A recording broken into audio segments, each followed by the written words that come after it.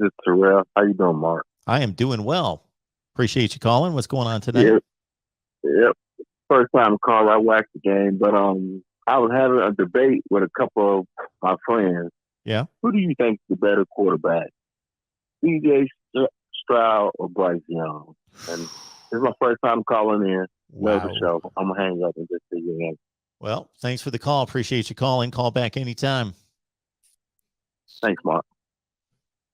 Oh, my goodness. CJ Stroud or Bryce Young. That is a great comparison. You know, I'm going to side with Bryce Young. Not by much at all. And some of the throws that CJ Stroud made in the Rose Bowl, I think the thing that I will say about CJ Stroud is that I think he played his best football in the Rose Bowl. He made 4 or 5 throws in the Rose Bowl that I hadn't seen him make before. Throws that you would see Aaron Rodgers make on Sunday. And so if he continues to progress and makes those kind of throws on a fairly regular basis, they're not even the kind of throws that you would expect NFL quarterbacks to make on a regular basis. But if he can make those on a semi-regular basis, I still have to side with the mobility. And CJ Stroud's not a non-athlete or not immobile by any stretch. He just refuses to run. As opposed to Bryce Young, who he didn't take off and run, I don't think at any point tonight, but he has in other games, and he is more mobile. He's just slightly more athletic than CJ Stroud. It's not a huge comparison. He's not Michael Vick. So that's where I'm going there. Although I got to say, man, if I would see CJ Stroud throw the ball like he did in the Rose Bowl for 2 or 3 consecutive games, and I would be able to say that's the CJ Stroud that we're going to see every game or practically every game. And he's reached that level of consistency where he can hit his ceiling more often, then I would side towards CJ Stroud. But I'm still going to go with Bryce Young at this point. It's close. Great question. All right. Thank you for calling the voice of college football. Who's on the line? Hey, this is David, the truck driver. I called in a couple weeks ago. David. And, yeah, truck driver. And I'm a Georgia fan. And I just wanted to congratulate all my other Georgia fans listening to this. And that guy before talking politics, he's a wild one, ain't he? Oh, yeah. George has been around here for a while. Yeah. George has made more comments on my channel than anybody, so I kind of let him loose a little bit because he's supported for a long time. Yeah, well, if he thinks the refs let Georgia get away with things, I would have to ask him how he feels about that fumble Stetson Bennett made. Exactly. Well, if that would have been anybody else, a little questionable. If that would have been anybody else, I would have argued the point. But I know George is just kind of all over the place on these things, so I just kind of let him go. Yeah. Hey, George, it's called Adderall. Talk to your doctor; they'll get you set up. Oh man, but seriously, it feels good. It does feel good. I bet. No more 1980 jokes. No, because and I hope it wasn't so much of a this season wasn't so much of a 2010 Auburn, 2019 LSU. You know what I mean? We didn't get this amazing quarterback, or out of the transfer portal, or we didn't hire some young shot from the Saints to come over here and start run our offense. It was Georgia doing what Georgia does and won the national championship. So I feel confident saying this, and I'm usually not confident on saying anything about college football because I'm a Georgia fan. Because hope is my enemy. I'll say this: I don't see Georgia going down the same road of like next year going, 6-6. One, we don't play in the West, right? So that's a big one. Mm-hmm. Okay. because the SEC East isn't as dominant as the SEC West. I think we can all agree upon we don't have an Ole Miss, a Texas A&M, and LSU, and an Alabama. Sure. We've got Florida and Georgia. Florida's going to have a first-year coach. Okay, not saying it, and I think that was a great hire. And I do like you were talking about. What was Michael Vick, Virginia Tech? What was his dad's name from South Carolina? Frank Beamer. And this is who's South Carolina's head coach? Shane Beamer. You know, that'll be his second year here, and I do think he's a good coach, and I do think he's recruiting well. And from what I understand, I think old boy from Oklahoma that got benched, he's going to South Carolina. Yep. So they're going to have talent there.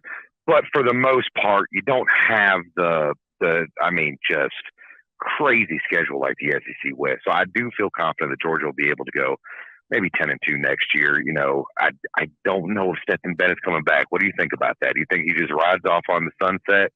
You know, this was his dream. He got it. Do you think he's going to go on? Man, that's a great question. Or do you think he's going to come back?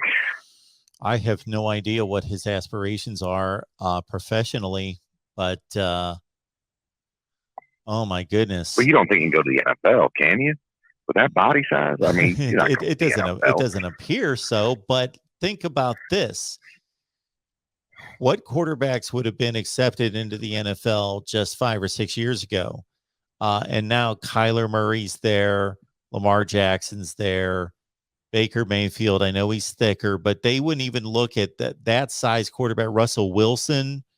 And he can possibly get thicker. The standards for an NFL quarterback and what they expect out of the position are just different. But yeah, Stetson Bennett would be another drop down in size. Yes. And not even just size, just talent level. I'm not saying, listen, I don't want to shit on Stetson Bennett because Lord have mercy, that boy's been through the ringer, the Georgia fan base. Yeah, absolutely. Everyone that loves Georgia football should forever just love Stetson Bennett, and I hope that they would. I agree. Yeah, let's be realistic about his future. He doesn't have to be a starting quarterback at the NFL.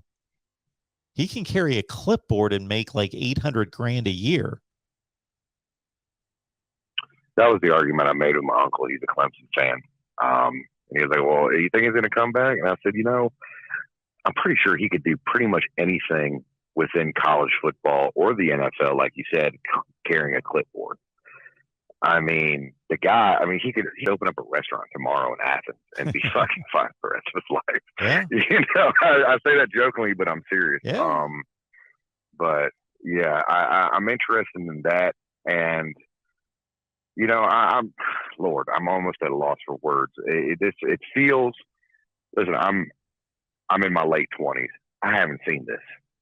You know what I mean? Sure. I haven't seen it, and it just feels great to actually finally get over the hump. Was it the way that I wanted it to happen? As a Georgia fan, if I'm going to be honest, I'm not complaining. I'm just saying, I really wish Alabama was healthy. I do. I feel bad for, you know, the wide receivers, you know, Jameson and what's his other name? Gosh dang it. The guy that got hurt in the SEC. Yeah, I feel bad for them two young men. Yeah, it was Mechie. And I feel bad for him because, you know, that's one thing that you saw it on the sideline. You know what I mean? They were heartbroken. So I wish we could have beat a healthy Alabama. But a win's a win, baby. So I'm going to say go Dogs and see y'all next year. I'll still listen to you all season long because there is no off season with you, sir. But I'll see the rest of the fan base next year. Y'all be good now. Appreciate that, man. Have a good night. Congrats.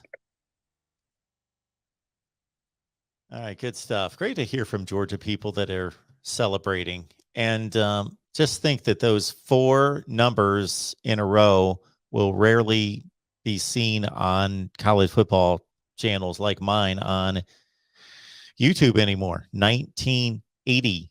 It won't be there. Just you can't even bring it up. You can't. It's done. Stetson Bennett is Rudy. Well, if you really know the story of Rudy, there's not a real comparison there. between a quarterback leading a team to a national championship and a guy that got on the field for like one play. But I get your point.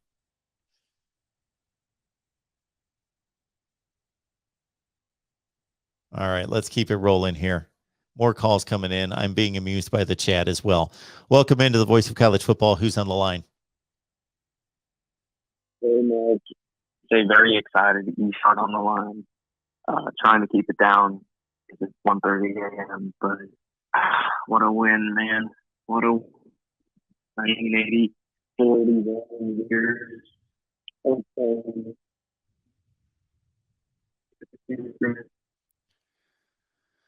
Sir, unfortunately, even though you're celebrating and I'd like to keep you on the line, we can barely hear you.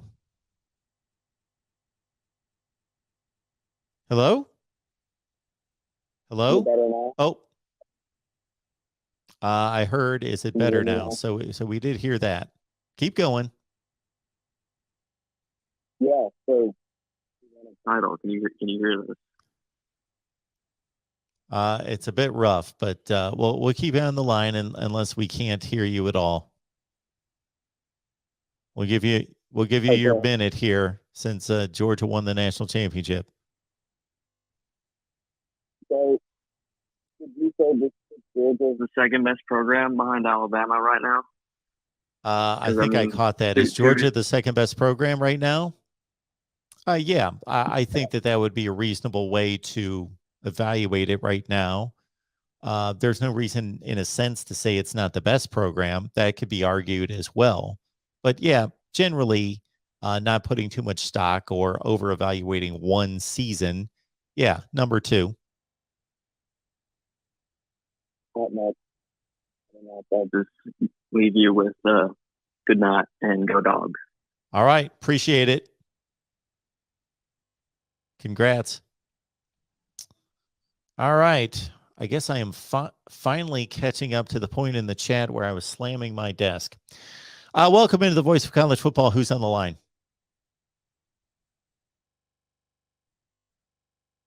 Hello? Lomansky. Hey, Lomansky. Lomansky. Yeah. How's it going, man? Good. Appreciate all you do. Iowa fan, Big Ten fan. Remember Earl Bruce, so I'm feeding into your love of the Buckeyes. But like you, I watched the game, and halftime came, and I just like you, Mark, I started to root for the Bulldogs. And then Stetson had that bizarre play where I don't know if that guy knew if he was out of bounds, inbounds, fumble, pass, just the most bizarre play. And you just felt for the kid, you know, and I know a little bit of his history. And it's such a celebration of college football with all the changes and, you know, NIL. And here you got a kid that just loved the school and didn't quit and left and came back. And what a wonderful celebration of college football to have Stetson Bennett go out that way. It was almost a privilege to watch the game. So I'll just listen to your comment.